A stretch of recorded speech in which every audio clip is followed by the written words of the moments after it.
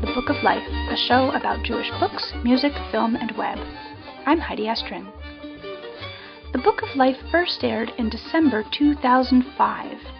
There has been at least one episode a month since then, airing interviews with authors, illustrators, musicians, filmmakers, webmasters, and others who create the materials that can be found in Jewish libraries, like the one where I work, the Feldman Library at Congregation B'nai Israel in Boca Raton, Florida. It's been a wonderful opportunity for me to have conversations with all sorts of fascinating people, but as you can imagine, it's quite time-consuming to create the show. That's why, as of December 2011, I'm moving the podcast to an occasional instead of a monthly schedule. I hope you'll continue listening, and maybe the more relaxed schedule will even give you a chance to catch up on past episodes, which are still freely available at bookoflifepodcast.com. In the meantime, I hope you'll enjoy today's interview with author and filmmaker David Bezmozgis, sent in by our Canadian correspondent, Anne Dublin. Anne met up with David at the International Festival of Authors in Toronto in October 2011 to talk about his development as a writer and his new novel, The Free World.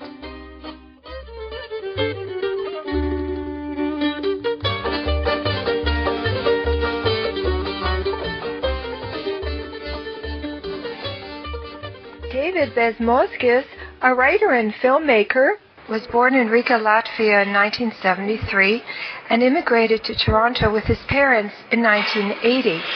His first book, Natasha and Other Stories, won the Commonwealth Writers' Prize for Best First Book and the Reformed Judaism Prize for Jewish Fiction. It was also a New York Times Notable Book of the Year and a finalist for the Governor General's Award here in Canada. He's been a Guggenheim Fellow as well as a Dorothy and Louis B. Cullman Fellow at the New York Public Library. In 2010, David was named one of the New Yorker's 20 Under 40, celebrating the 20 most promising fiction writers under the age of 40. David's latest book is a novel called The Free World.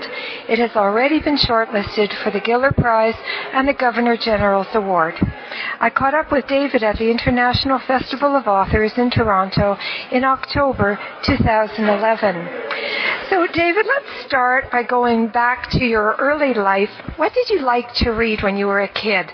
I remember reading a great deal. I don't remember specifically what, but I do remember certain things that, like in adolescence, I went to Hebrew school. I remember reading a book called Frederick, which was a Holocaust book, written from the perspective of a German boy who had a Jewish friend named Frederick.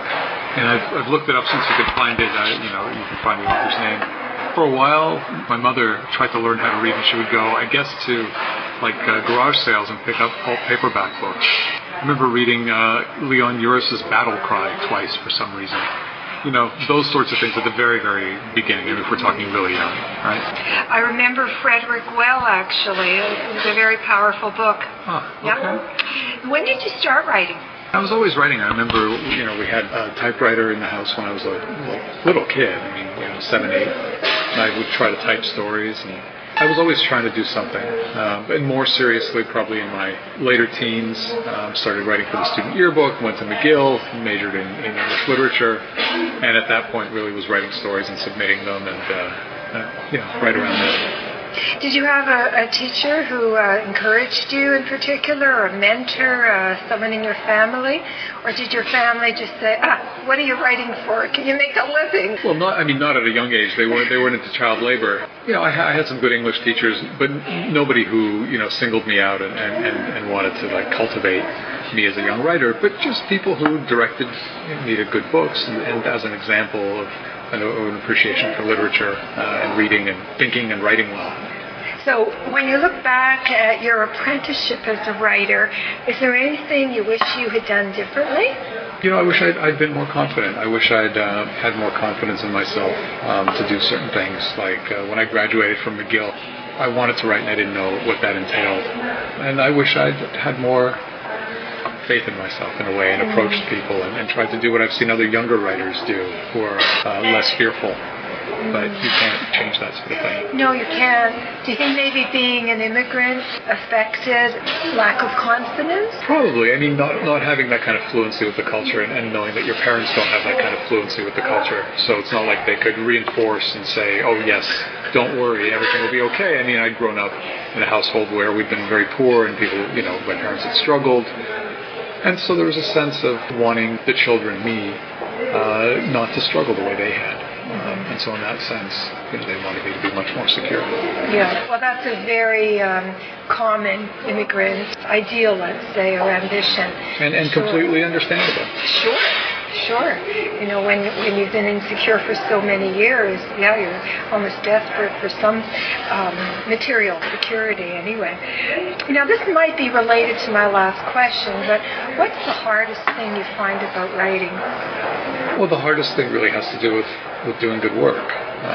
So to have some idea of what you want to say and then to be able to actually write it down and express it in the way that you want it to express it. I mean, that's really it, doing the work of writing, getting your thoughts and ideas down on the page, which up to a standard, you have some standard in mind, whether it's a model, usually it's a model on someone else, and you want to attain that standard, and ultimately it becomes your own standard. I find that to be the hardest. Yeah, to attain that standard and to find your own voice as well. And I must say, I've read both your books, and the voice comes through very clearly, and I can hear you talking in my head when I'm reading. So you've really accomplished that.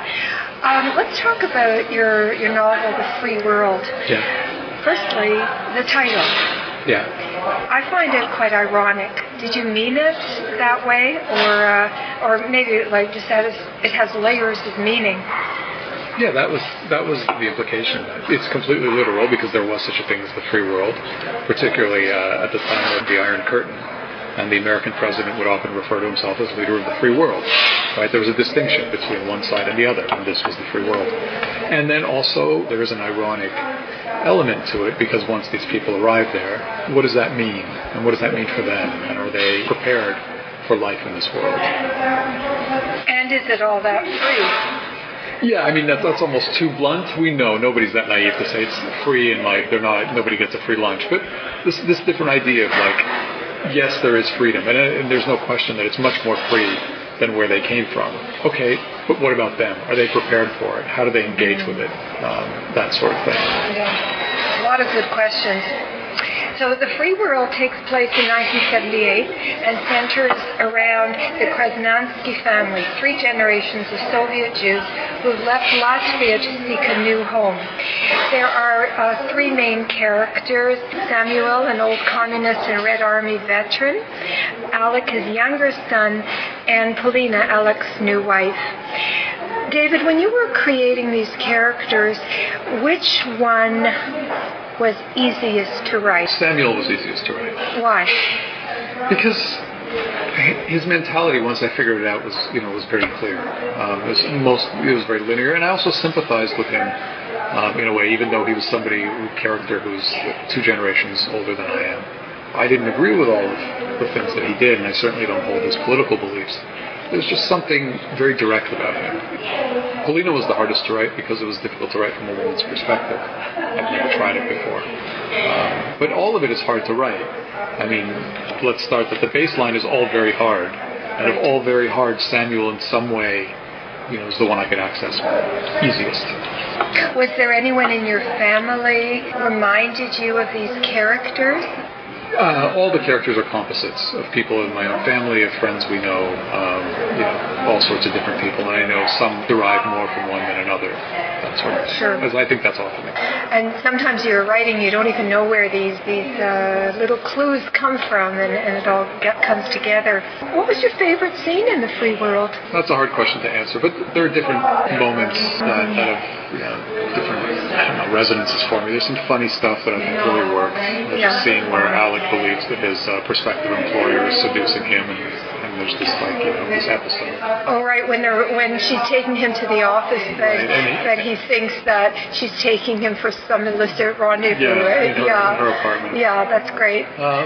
But there's some other things. I mean, there's some scenes that the book was building up to, but if I spoke about them, I'd be giving things away. All right, so we'll be quiet and we'll let our listeners buy the book and read it.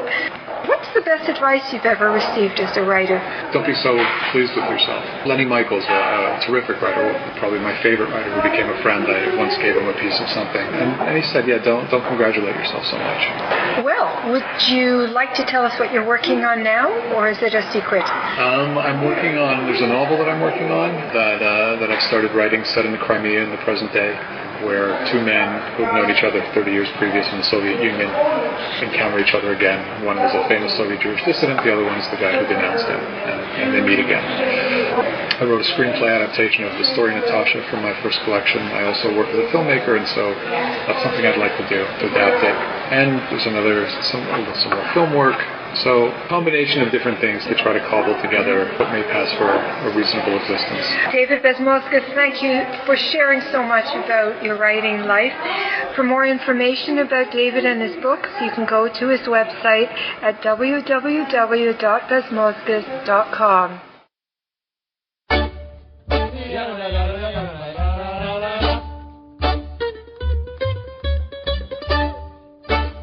There are so many ways to connect with the Book of Life. Fan us at facebook.com/bookoflifepodcast. Follow us at twitter.com/bookoflifepod.